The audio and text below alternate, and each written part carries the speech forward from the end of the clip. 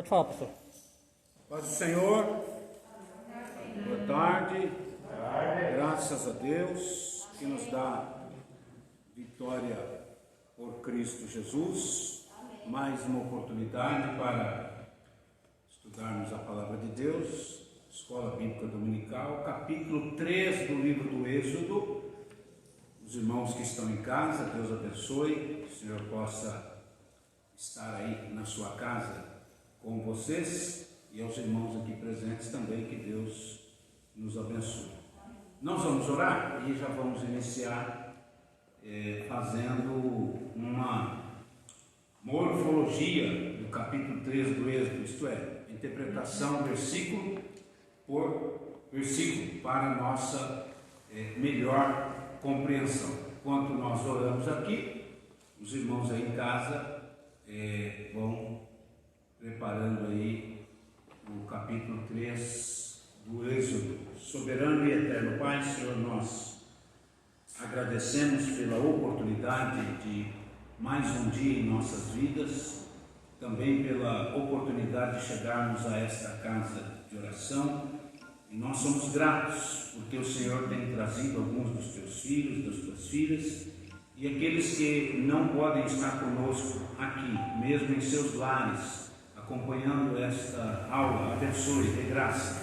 E na sequência desta escola bíblica dominical, culto que será realizado em gratidão, em honra ao teu nome, abençoa os teus filhos e as tuas filhas. Nos dê uma noite na tua presença, que as tuas bênçãos, a tua graça, o teu amor, a tua misericórdia possa nos alcançar. Para a glória do nome de Jesus, nós te agradecemos. Amém. Êxodo 3, então, são apenas 22 versículos, e nós vamos ler todo, porque nós iremos fazer então a interpretação deste capítulo. Deus fala com Moisés no meio da sarça ardente. Este é o tópico, o assunto que mais chama atenção neste capítulo, quando Deus fala com Moisés por intermédio desta sarça que se consumia aliás, a sarça estava ardente em fogo, mas não se consumia. Apacentava Moisés o rebanho de Jetro, seu sogro, sacerdote de Midian, e levando o rebanho para o lado ocidental do deserto, chegou ao monte de Deus, a Horebe, e apareceu-lhe o anjo do Senhor numa chama de fogo no meio de uma sarça, e Moisés olhou, e eis que a sarça ardia no fogo, mas a sarça não se consumia. Então disse consigo mesmo: eu irei para lá e eu verei esta grande maravilha, porque a sarça não se queima. Vendo o Senhor que ele se voltava para ver, Deus, do meio da sarça, o chamou e disse: Moisés, Moisés, e ele respondeu: eis-me aqui. E Deus continuou: não te chegues para cá, tira as sandálias dos teus pés, porque o lugar em que estás é terra santa. Disse mais: eu sou o Deus do teu pai, o Deus de Abraão, o Deus de Isaque, o Deus de Jacó. E Moisés escondeu o rosto, porque temeu olhar para Deus. E disse ainda o Senhor: certamente eu vi a aflição do meu povo que está no Egito, e ouvi o seu clamor por causa dos seus exatores, e eu conheço-lhes o sofrimento. Por isso eu desci, a fim de livrá-los da mão dos egípcios, e para fazê-los subir desta terra a uma terra boa e ampla, terra que mana leite e mel, o lugar do cananeu, do Eteu, do Amorreu, do Ferezeu, do Heveu e do Jebuseu. Pois o clamor dos filhos de Israel chegou até mim, e também eu vejo a opressão com que os egípcios os têm oprimido. Vem agora e eu te enviarei a Faraó, para que tires o meu povo, os filhos de Israel, do Egito. Então disse Moisés a Deus: quem sou eu para ir a Faraó e tirar do Egito os filhos de Israel? Deus respondeu: eu serei contigo, e este será o sinal de que eu te enviei. Depois de haver tirado o povo do Egito, servireis a Deus neste monte. Disse Moisés a Deus: eis que quando eu vier aos filhos de Israel, eles disseram: Deus dos vossos pais me enviou a vós. Outros eles me perguntarem: qual é o seu nome? O que é que eu lhes direi? Disse Deus a Moisés: eu sou o que sou. Disse mais assim: dirás aos filhos de Israel: o eu sou me enviou a vós. Disse Deus ainda a Moisés: assim dirás aos filhos de Israel: o Senhor, o Deus dos vossos pais, Deus de Abraão, Deus de Isaque, Deus de Jacó, me enviou a vós outros. Este é o meu nome eternamente, e assim serei lembrado, de geração em geração. Vai, ajunta os anciões de Israel e diz-lhes: o Senhor, o Deus dos vossos pais, o Deus de Abraão, o Deus de Isaque, o Deus de Jacó, me apareceu, dizendo: em verdade vos tenho visitado, e visto o que vos tem sido, e visto o que vos tem sido feito no Egito. Portanto, disse eu: falo-eis subir da aflição do Egito para a terra do Cananeu, do Eteu, do Amorreu, do Ferezeu, do Heveu e do Jebuseu, para uma terra que mana leite e mel. Ouvirão a tua voz, irás com os anciões de Israel ao rei do Egito e lhes dirás: o Senhor, o Deus dos Hebreus, nos encontrou. Agora, pois, deixa-nos ir caminho de 3 dias para o deserto, a fim de que sacrifiquemos ao nosso Deus. Eu sei, porém, que o rei do Egito não vos deixará ir, se não for obrigado por mão forte. Portanto, estenderei a mão e ferirei o Egito com todos os meus prodígios que farei no meio dele, depois vos deixará ir. Eu darei mercê a este povo, aos olhos dos egípcios, e quando saíres, não será de mão vazia. Cada mulher pedirá à sua vizinha e à sua hóspede joias de prata, joias de ouro, vestimentas, as quais porei sobre os vossos filhos, sobre as vossas filhas, e despojareis os egípcios. Que maravilha, né? Êxodo 3, Deus fala com Moisés, mas Deus também fala comigo e Deus fala com você. Então, de acordo com o diácono Estevão, depois os irmãos podem conferir lá em Atos, capítulo de número 7, dos versos 30 ao 44, o Estevão, diácono, dá um relato do que está acontecendo aqui neste período da vida de Moisés. Estevão vai nos dizer lá em Atos o seguinte: que Moisés já tinha passado 40 anos no Egito aprendendo nas matérias da vida, as matérias teóricas, recebeu toda uma elevada cultura. Depois ele vai ficar 40 anos no deserto com seu sogro Jetro, cuidando de ovelhas, e agora ele já está pronto, depois de 80 anos de estágio, Moisés está pronto. Esse é o relato de Estevão, lá em Atos 7, 30 a 44. Moisés está pronto agora para ser um pastor, um guia, um profeta, um legislador do povo de Deus. É isso que está acontecendo aqui em Êxodo, a partir do capítulo 3.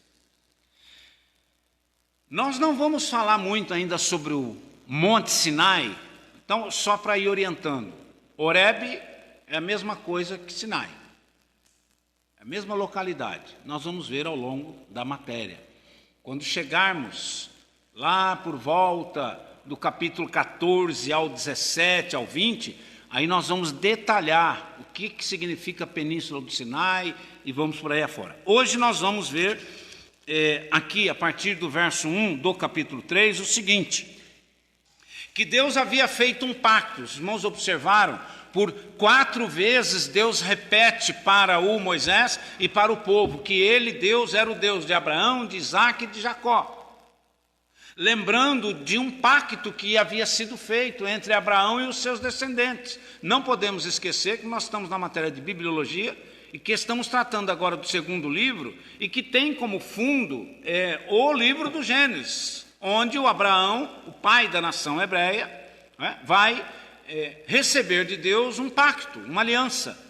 E a aliança que Deus faz com Abraão é: olha, eu vou te abençoar e a tua descendência vai possuir toda esta faixa de terra. Deus falando com Moisés quando ele ainda estava em Ur dos Caldeus e manda ele migrar para a terra de Canaã, que é este mesmo local aqui onde Moisés está se aproximando. O povo agora está no Egito por causa da família de Jacó e os seus descendentes, José e os seus irmãos, ficaram ali no Egito por mais 430 anos, e agora Deus vai levá-los de volta para a mesma terra que tinha sido de Abraão e que agora, segundo o texto, está ocupado pelos heveus, pelos jebuseus, pelos orreus, pelos amorreus, e Deus está mostrando que ele não se esquece. Olha lá, aplicação para as nossas vidas, interpretação da parte espiritual para nós. Deus jamais se esquece de um pacto, de uma aliança, de um acordo, de uma promessa que ele tenha feito para mim,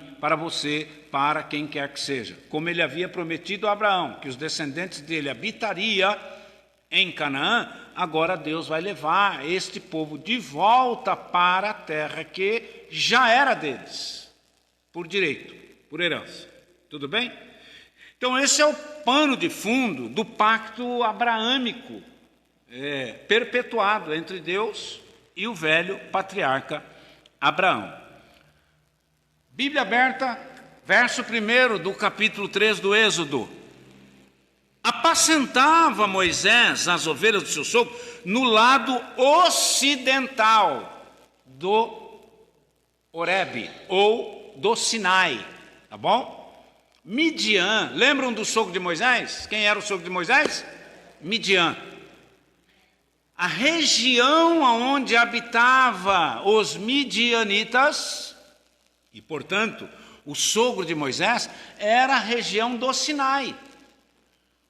E Moisés agora está cuidando das ovelhas do seu sogro, e ele vai para o lado oriental do Sinai. O lado oriental do Sinai é o lado mais fértil, é o lado onde tem águas, é o lado onde tem gramas, é o lado onde tem pasto, é o lado verdejante do Sinai. Aqui eu abro um pequeno parênteses, tanto para os irmãos aqui, como os irmãos em casa que estão nos assistindo e aqueles que porventura irão assistir. Nós temos uma noção errada das coisas, dos lugares, muitas vezes, dentro da Bíblia, da Palavra de Deus. Eu faço uma pergunta aos irmãos. Quando falam para os irmãos sobre o Sinai, ou o deserto do Sinai, o que é que vem na nossa mente? Um lugar totalmente vazio, né? Um lugar onde só tem areia. Um lugar ermo, mas não é verdade. Nós vamos ver isso ao longo do estudo do Êxodo e já começamos a ver aqui no verso 1 do capítulo 3. Porque eu pergunto aos irmãos, há possibilidade de se pastar ovelha no deserto? Está vendo como são as coisas? O que Moisés estava fazendo? Pastoreando ovelhas. Então ele não podia estar no deserto. É que nós, irmãos, por força do hábito, e a gente ouve tanto as pessoas falar, o deserto do Sinai, o deserto do Saara, e o deserto não sei de onde, e o deserto, e achamos que o deserto no caso aqui do Sinai, é um lugar totalmente ermo. Não é. Existem partes, sim, na península do Sinai, e repito, nós vamos ver isso mais para frente, que tem lugares áridos, mas a maior parte do Sinai era lugar verde, era lugar que tinha água. Aliás, a palavra península significa uma localidade onde fica no meio de águas, por incrível que pareça. Olha lá, a Península Ibérica, Península Africana e a Península do Sinai é um lugar rodeado, ladeado por águas. Então, o Moisés vai levando o rebanho do seu sogro para o lado oriental do Horebe, onde havia muita grama, muito pasto. E, de repente, nestas planícies, fora do lado arenoso, ele está ali. E este lugar, chamado Horebe, a Bíblia também chama de Monte de Deus. Então, Sinai, Horebe, Monte de Deus, é tudo a mesma região. Sinai é um dos montes que estão localizados na península do Sinai. A península é uma região enorme e nela há uma cadeia de montanhas. Ao pé destas cadeias de montanhas, há gramas verdejantes, há rios de águas límpidas, onde os pastores, até os dias de hoje, tomam conta das suas ovelhas. E o Moisés aproxima-se de uma destas montanhas, chamada Horebe, para cuidar das ovelhas do seu sogro. E de repente ele vai ter uma visão. E é daí que nós vamos entender o chamamento de Deus para o homem Moisés. Tudo bem? Mas olha só, nós já estamos aprendendo que quando se trata de deserto do Sinai, não quer dizer que toda a região seja desértica. Parte dela, sim, mas a maior parte é um lugar maravilhoso.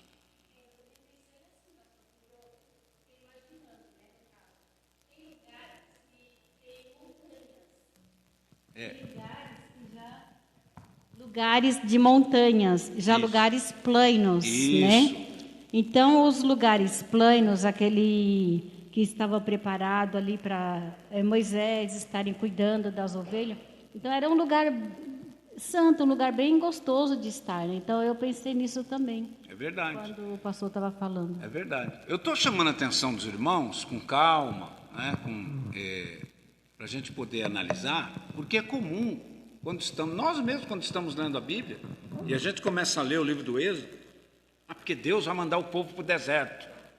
É porque Deus vai mandar o povo para o deserto do Sinai. E o povo fica 40 anos no deserto, andando para lá e para cá. E aí nós vamos ver que não é bem assim. Deserto é uma parte da região.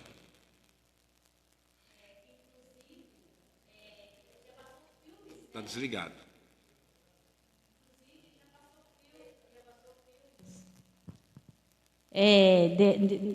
Mostrando, né? Então, a gente já tem um conhecimento também através, né? Não só através da Bíblia, mas também através de filmes que a gente já assistiu sobre a família de Jetro, né? Sobre Moisés. Então, já tem um conhecimento. Então, veja só. Esse lugar é conhecido, Monte Horebe, é conhecido como Montanha de Deus, ou Lugar de Deus, né?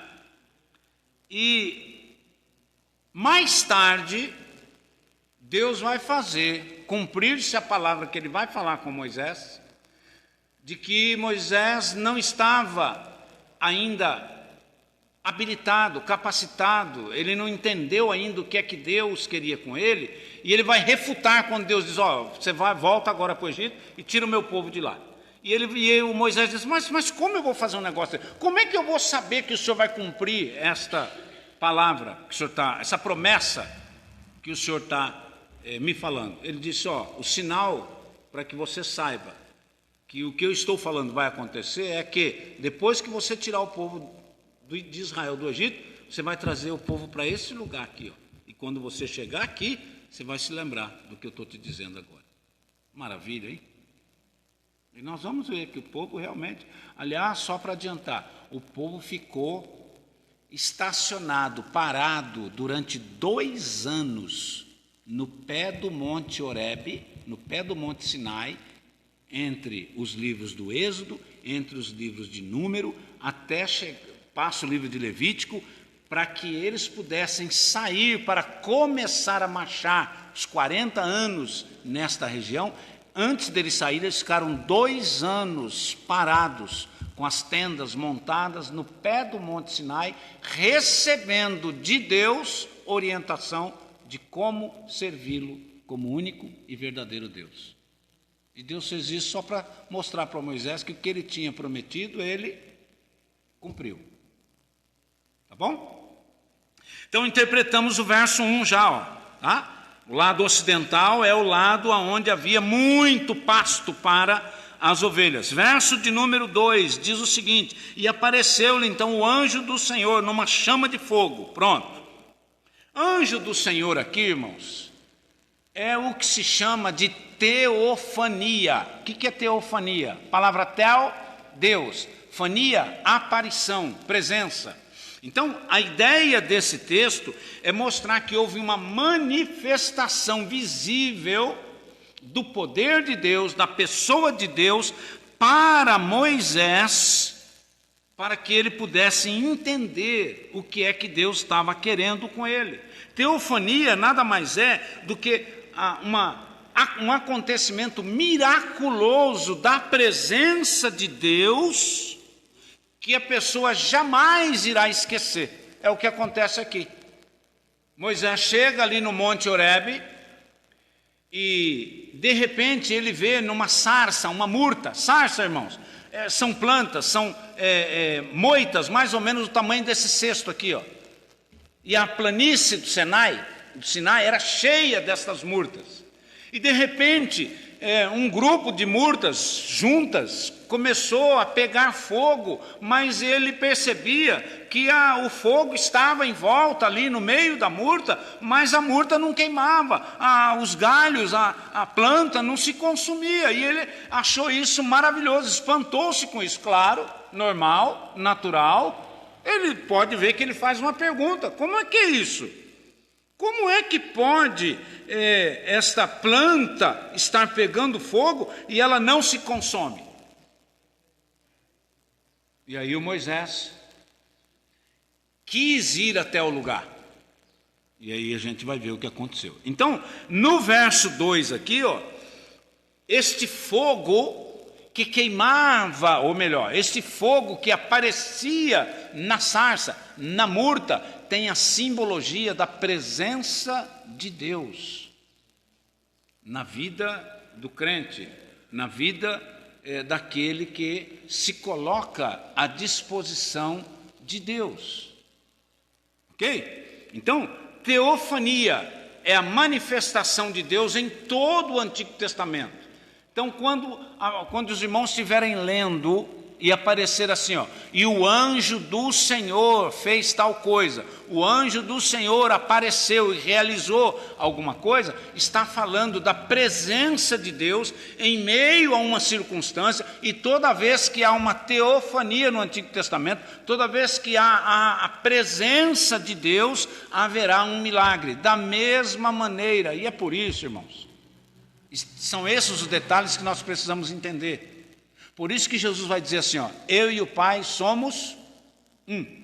Porque toda vez que Jesus chegou em uma localidade, toda vez que Jesus se apresentou, toda vez que Jesus apareceu, pode observar, qualquer momento que nós vemos Jesus em ação, vai acontecer um milagre.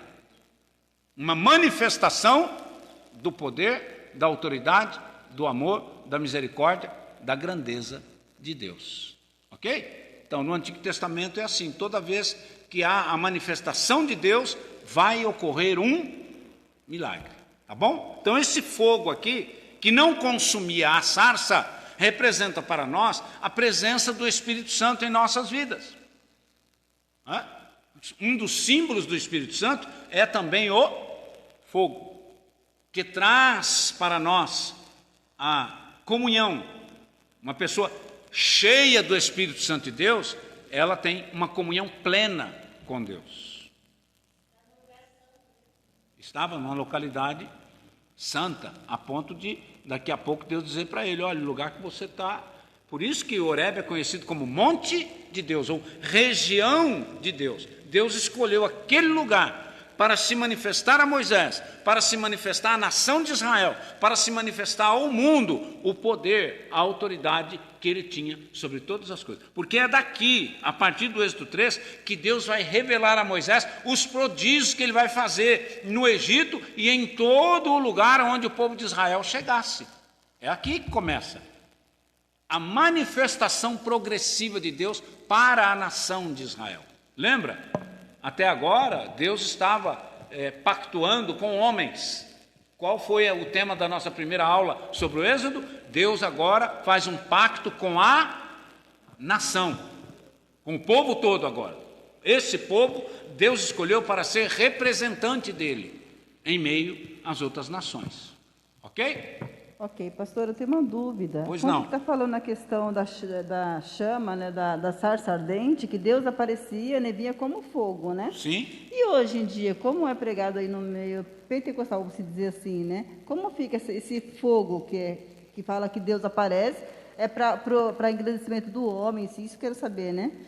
É do homem, a queima do coração, ou o aparecimento de Deus para nos alertar? A interpretação é que é errada, a presença é a mesma. Seja lá no Antigo Testamento, seja na época de Jesus, seja na nossa época, a simbologia do fogo, que é a presença de Deus em nós, é a mesma. Agora, a interpretação que as pessoas fazem é que é errada. Ou seja, a pessoa acha que por estar com o fogo de Deus, ele tem que gesticular, é uma falta de ordem da própria pessoa. Por isso que a Bíblia diz que o espírito está sujeito ao profeta. Mas qual espírito? O espírito do próprio profeta. A conduta da pessoa é sujeita por ele mesmo. Então, eu posso estar cheio de Deus, cheio do fogo de Deus em mim, cheio da presença de Deus em mim, mas isso não quer dizer que eu tenha que pular, gritar, manifestar de uma maneira de gestos. Eu posso estar calado, quieto, mas estou cheio da presença de Deus. Exatamente, ele viu, percebeu.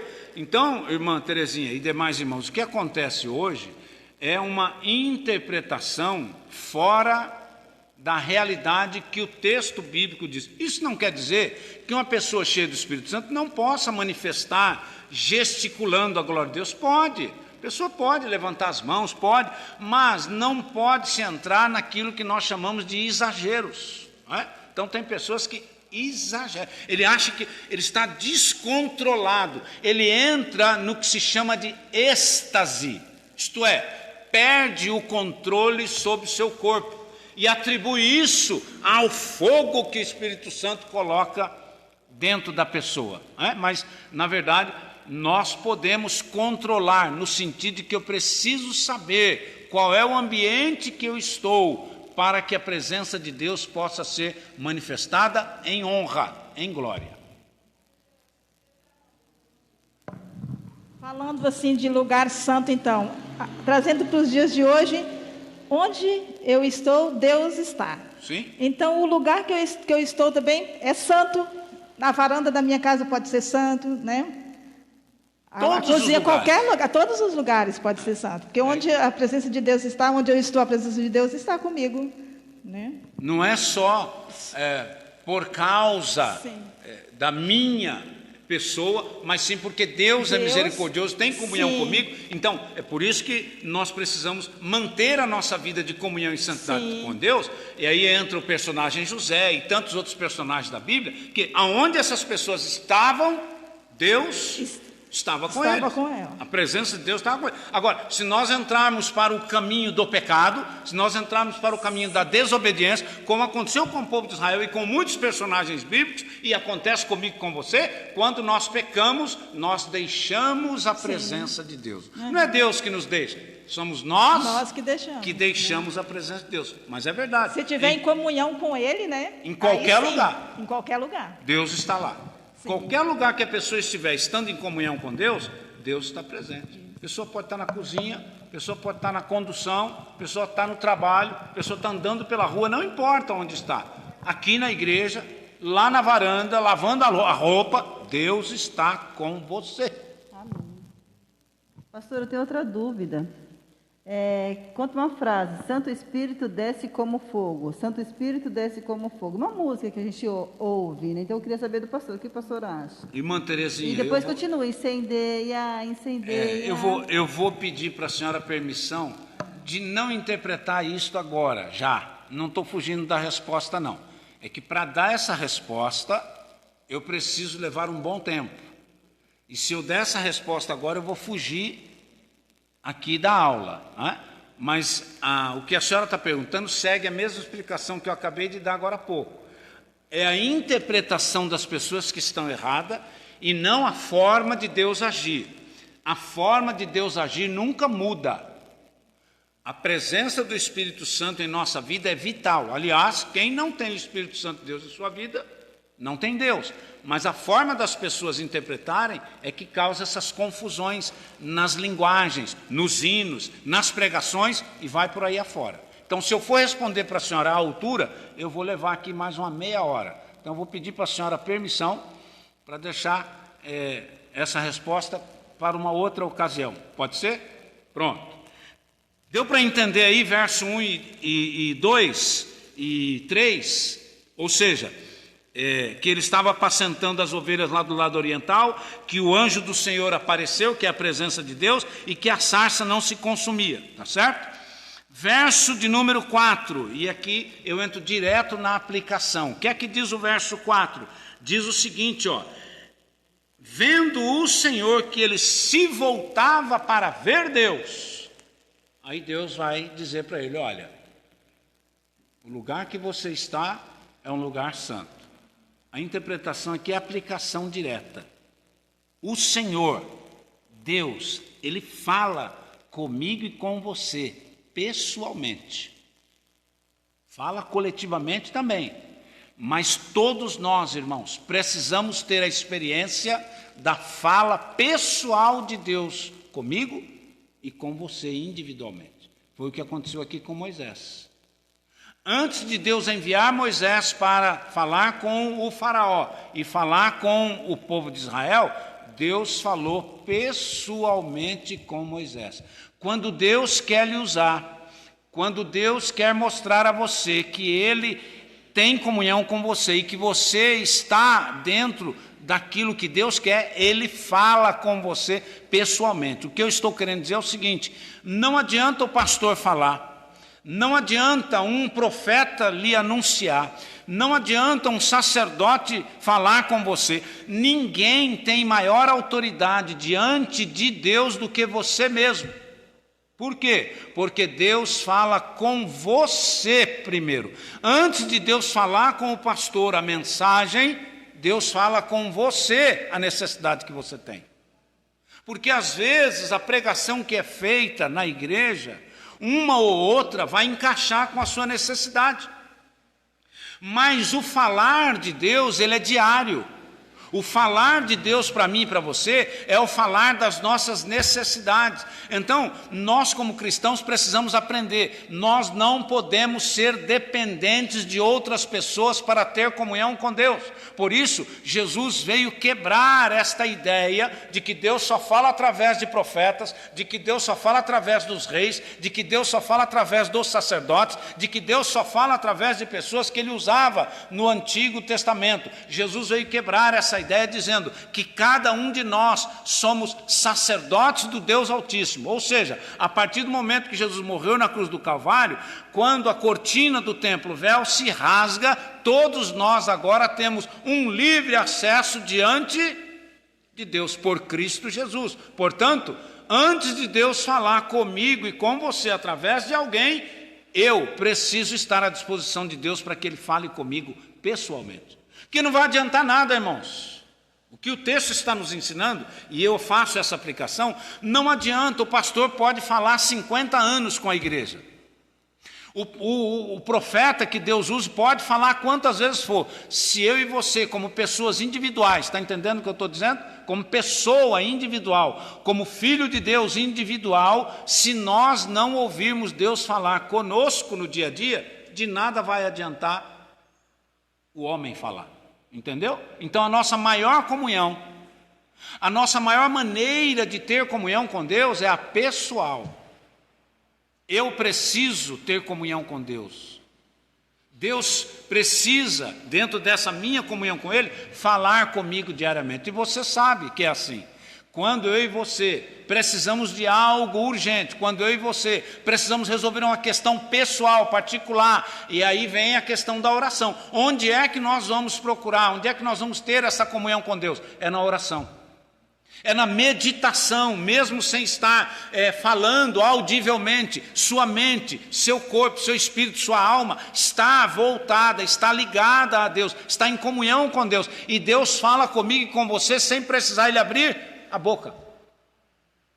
Deus fala audivelmente, mas Deus também fala à nossa mente, Deus fala ao nosso coração. Quantas vezes Deus já não falou com você sem que ninguém precise ser usado para falar?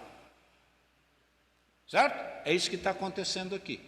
Então essa presença de Deus no local mexeu com Moisés. Moisés começou a ter noção de quem era Deus.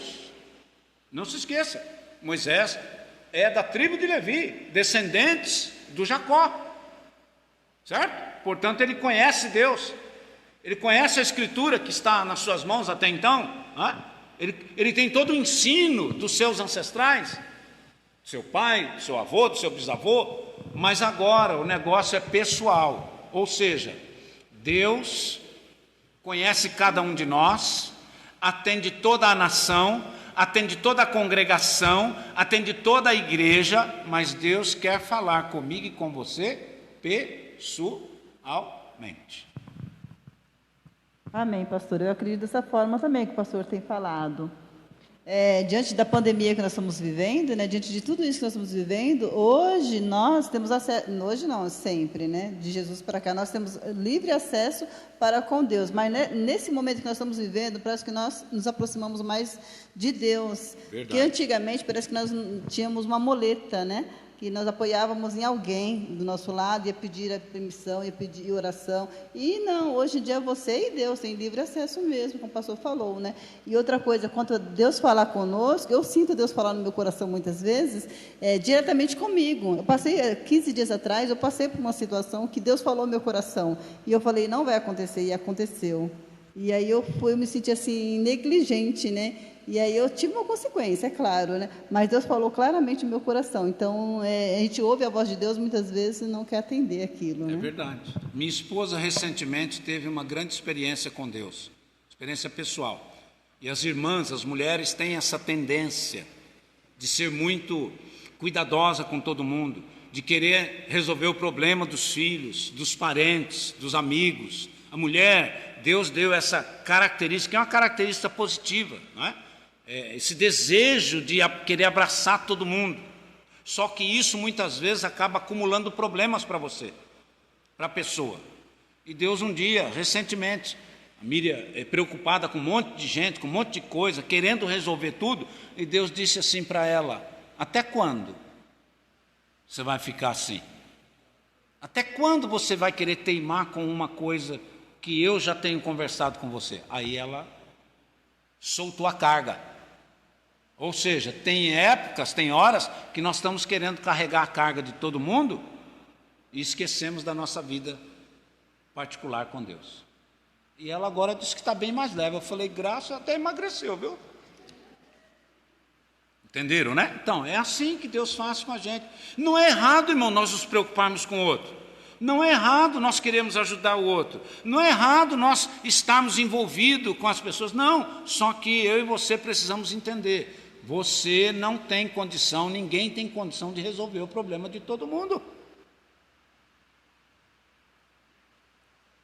Está dado o recado. 3.5, verso 5. Graças a Deus. Eu fico contente, irmãos, quando o tempo vai embora. São 22 versos. Eu falei que nós íamos fazer uma interpretação de versículo por versículo hoje. Não chegamos nem na metade. Que bom. Porque a semana que vem a gente volta. Verso de número 5. E Deus então continuou e disse para Moisés, não te chegues para cá, tira a sandália dos pés, porque o lugar em que estás é terra santa. Olha que maravilha. Esse texto, para a aplicação da minha e da sua vida, me ensina que o lugar aonde Deus está é esta localidade, essa região geográfica, seja qual for, como a irmã Eliette falou, desculpe, eu esqueço os nomes, viu, irmão? É isso.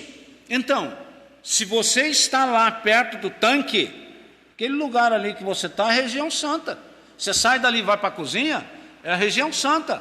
Você sai dali e vai para o mercado, aonde você colocar a planta dos teus pés, diz Deus que o lugar é santo. E é santo por causa de você, é da pessoa.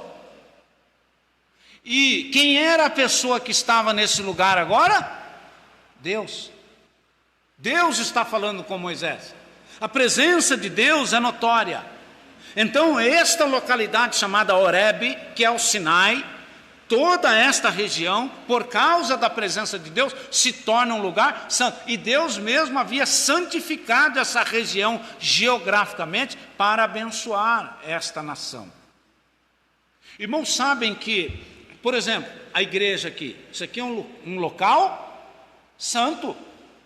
A igreja foi santificada. O prédio em si, claro que nós sabemos, a igreja em sentido espiritual, em sentido real, somos nós, certo? Mas este local aqui, este recinto, estas paredes, é um local santo. Por quê? Porque desde o início da fundação, quando se começou a levantar, desde o primeiro bloco, foi orado. O terreno foi consagrado. A obra foi entregue depois de pronta, eu tenho absoluta certeza, ninguém precisa me dizer isso porque eu sei. Foi feito um culto aqui de ação de graças pela inauguração do templo. Cada instrumento, cada utensílio que aqui está, foi consagrado ao Senhor. Portanto, este lugar aqui é um lugar santo, porque a presença de Deus se faz. Lembra do templo de Salomão? Quando Salomão terminou aquela construção magnífica, não pelo teor da sua magnitude, não pelo ouro, não pelas pedras preciosas, mas por causa da presença de Deus. A Bíblia diz que Salomão sacrificou mais de 180 mil animais em agradecimento a Deus. E o texto vai dizer que a presença de Deus estaria naquele local quando o povo buscasse, quando o povo clamasse, quando o povo orasse e pedisse a presença de Deus. O texto diz que Deus estaria lá com eles. Amém? Então, o detalhe aqui do verso 5 é que essa terra santa, essa localidade santa, é um lugar sagrado por causa da presença de Deus. Irmãos, os islâmicos, o islamismo leva isso tão a sério, ao pé da letra eles levam. Todo islâmico, quando vai entrar numa mesquita, sabe o que ele faz? Tira o sapato. Não se entra numa mesquita islâmica de sapato, ninguém entra. Você tem que deixar o seu sapato do lado de fora, porque eles levam ao pé da letra, que aquele recinto, a mesquita, o lugar onde eles vão orar a Alá, que é Deus, é um local santo, e que eu não posso trazer nem o pó lá de fora para o local santo. Olha aí, um exemplo, né? Claro, a nossa cultura, nós não precisamos fazer isso, mas nós temos que ter a noção que o recinto aqui onde nós estamos é um lugar santo. Ou seja, qual é a aplicação que nós podemos fazer para as nossas vidas? Deus, Jesus, já passou pelo seu coração, e então, no meu corpo, no seu corpo, foi santificado. Há a santificação da presença de Deus em mim e em você. E é por isso que em qualquer lugar que eu e você estejamos, aquele lugar vai se tornar um lugar santo. Tua casa, teu ambiente de trabalho, na faculdade, quando você estiver no mercado, não importa. Em qualquer lugar que nós chegarmos, é um local que se torna santo. E isso nós vemos dentro da interpretação de toda a Bíblia Sagrada. Vamos lá, um exemplo rápido. Quando José é condenado injustamente e vai para o presídio, se você observar, quando José chega no presídio, há uma transformação naquele local, por causa da presença de José. O local se torna pacífico. O presídio é totalmente transformado o seu ambiente para um lugar de tranquilidade, para um lugar perene, para um lugar onde as pessoas começam a se relacionar de uma maneira diferente. Isto é, em todo o ambiente, em todo lugar que eu e você estiver, tem que reinar a paz, tem que haver as coisas dentro da ordem divina, tem que haver a presença de Deus, porque se eu e você estivermos num ambiente e esse ambiente não for modificado pela minha e pela sua presença, nós não estamos representando Deus. Que coisa, hein? E nós vamos encerrar aqui, no verso de número 5. Então, a semana que vem, nós voltamos para o capítulo 3 do Êxodo, a partir do verso de número 6.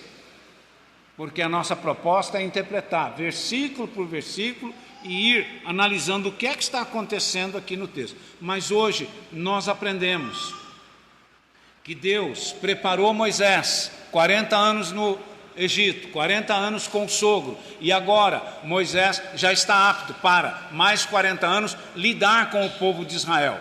Moisés é chamado agora e é comissionado por Deus. Então Deus o chamou, vai capacitá-lo, está já capacitando, e a primeira capacitação que Deus dá para Moisés é ele entender que Deus estava com ele a partir do momento em que ele se rende mesmo totalmente a Deus. Deus agora vai dirigir sua vida de tal maneira que ele vai poder liderar a nação de Israel. Deus abençoe. E, se Deus quiser, a semana que vem, permitindo Ele, nós voltamos com a Escola Bíblica Dominical.